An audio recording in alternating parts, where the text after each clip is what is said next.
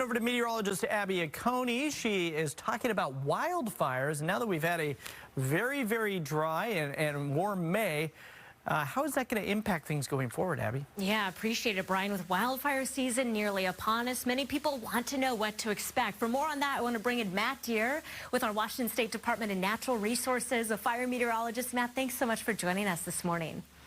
Yeah, of course, Abby. Thanks for having me. All right, let's get into it. So just because we had a warm and dry May, it doesn't mean that we're necessarily doomed for a bad fire season, but it's not a good sign either. Can you explain that?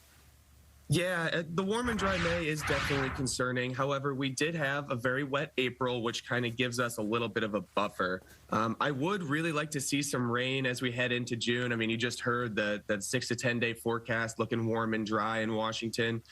We do have a little bit of a precip deficit to make up, but we still got a little bit of time before we're really headed into the summer months. So to really mitigate the dry May, would like to see a couple more of those rainy, cool days in Washington through June. Yeah, we know that long-term trends definitely play a role. For example, wet April, warmer May, but fire weather also, it really depends on short-term weather patterns. Can you detail more on that?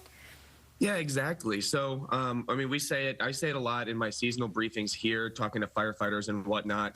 The weather that happens during fire season is the thing that makes the most difference in how many acres we burn. So while we can talk about drought conditions, about our dry spring, what happens July, August, September really sets the scene for how bad fire season is going to be, especially in Western Washington, where we need those more extreme weather events to get some of our bigger fires out here. So that 7 to 10 day range when things start coming into focus, I mean, it works for your team, it works for our team too.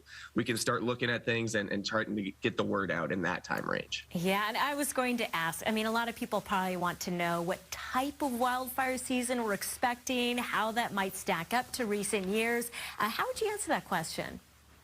Right. So we're definitely coming into fire season a little bit earlier this year than we did last year. If you remember, wettest April to June on record for many areas in Western Washington in 2022. That's not typical. We didn't really see our snowpack fully melt off until the end of June, the beginning of July last year. Snowpack has definitely dwindled quite a bit in May as we've had our warmer and drier spells. But it's not record lows. We're still going to hit snow off maybe a week or two early.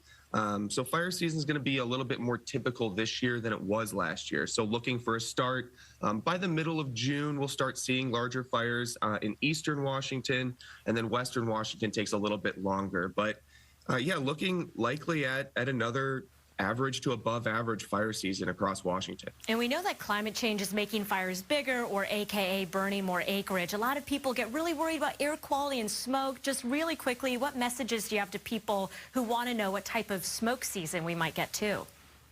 Right. So there's a huge multi-agency effort in Washington right now between the Department of Health, Department of Ecology, Department of Natural Resources to try to message about smoke from both a public health standpoint and a forecasting standpoint. So in Western Washington, like I said, we need those bigger, more extreme events to get smoke over on this side of the state as well as to get fires over here. But in Eastern Washington, it's a lot more of a consistent issue. So I'd say stay monitoring the Washington Smoke blog that's put out by the Department of Ecology, and then make sure that you're keeping track of any air sensors in your area to see when it's healthy and when it's unhealthy to go outside. Matt Dehr with Washington State Department of Natural Resources. We appreciate you so much. Thanks for being with us. Thanks a lot, Abby. Have a good day.